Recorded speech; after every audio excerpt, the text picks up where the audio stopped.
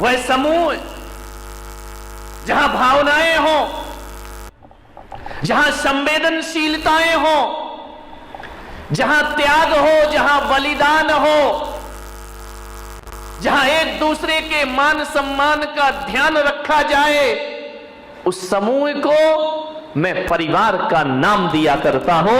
वह परिवार समझा जाता है। परिवार ध्यान रखना। मान्यवर, परिवार बिखर रहा है, मकान बन रहा है। परिवारों को संभालने की कला सीखिए। आखिर दो भाइयों के बीच ऐसा क्या घट जाता है, ऐसी कौन सी बात आ जाती है कि एक भाई दूसरे भाई का दुश्मन बन के खड़ा हो जाता है?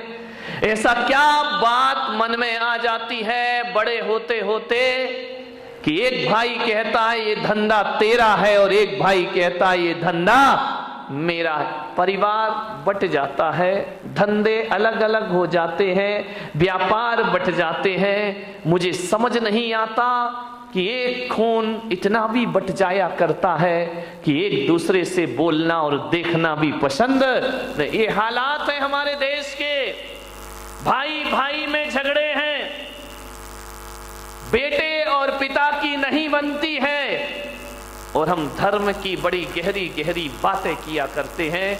मान्यवर, जिस परिवार में दो भाई साथ साथ रहा करते हैं, जिस परिवार में चार भाई साथ साथ रहा करते हैं, जिस परिवार में एक दूसरे के बच्चे ये नहीं बताते कि ये मेरे चाचा का लड़का है, ये मेरे ताऊ का लड़का है, वह परिवार जिसमें दादा दादी भी साथ रहा करते हैं, एक बात ध्यान रखना, धरती का इससे बड़ा स्वर्ग दुनिया में कोई दूसरा नहीं हुआ करता है। और जहां भाई भाई से बोलचाल ना हो, जहां देवरानी जिठानी एक दूसरे से देखना पसंद ना करें, माँ बाप के रहते रहते दो भाई अलग हो जाएं, तो इससे बड़ा नरक दुनिया में कोई दूसरा नहीं हुआ करता। नरक है वो परिवार जहां रिश्ते आपस में बात नहीं किया करते हैं।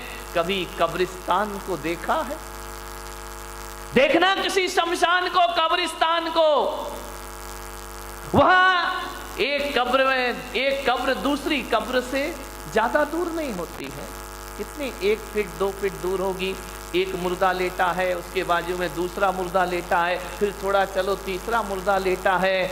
हजारों मुर्दे कब्रिस्तान में लेटे होते हैं, लेकिन कभी एक बात ध्यान रखना, ये कब्रिस्तान में लेटे हुए मुर्दे केवल लेटे रहते हैं, एक दूसरे से बात नहीं किया करते हैं, एक दूसरे से संवाद नहीं किया करते हैं, एक दूसरे की तरफ देखा नहीं करते हैं। तो जिस घर में 4 भाई एक दूसरे से बात करने को तैयार ना हो, तो वो घर घर नहीं, मेरी नजरों में कब्रिस्तान हुआ करता है। अरे कब्रिस्तान में तो फिर भी ध्यान रखना, मुर्दा लेटे होते हैं, लेकिन घरों में यदि बोलचाल नहीं है तो आदमी जीती जागती लाश सा जीवन जिया करता है। जिंदगी उसकी मुर्दों की तरह हुआ करती है, बोलचाल नहीं है, एक दूसरे से बात नहीं करते हैं।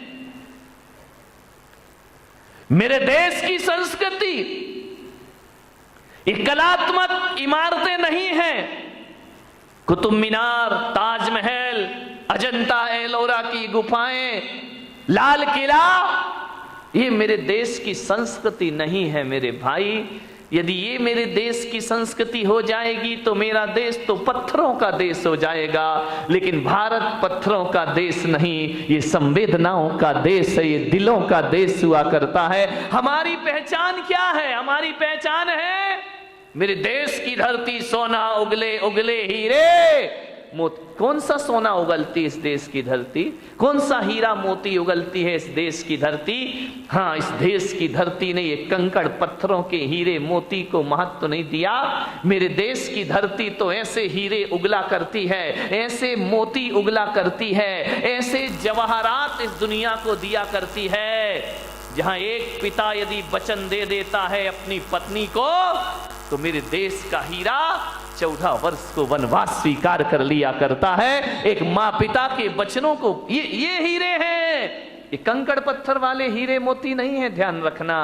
असली हीरा वो जो पिता के वचनों की खातिर 14 वर्ष का वनवास स्वीकार कर लिया करता है। मान्यवर, दशरथ ने वचन दिए थे रानी कैकेयी को।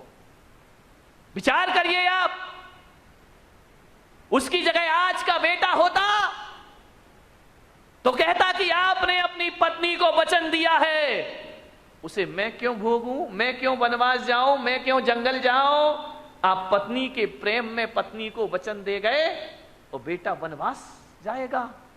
और वो भी ध्यान रखना, कितना महान हीरे मोती थे वो, जिन्होंने ये भी नहीं कहा कि कौन सा तुमने हमारी सगी मां को वचन दिया है, अरे सौतेली मां को वचन दिया है, उसे निभाने हम क्यों जाएंगे, हम क्यों तुम्हारे नहीं कहा। असली हीरे मोती ये हैं हमारे देश के, ध्यान रखिए। चल दिए राम लक्ष्मण वन की ओर बिना कोई प्रश्न किए। मान्यवर, धन दौलत से परिवार नहीं चलता, भाईचारे से परिवार चला करता है। ध्यान रखिए, भाईचारा होना चाहिए हमारे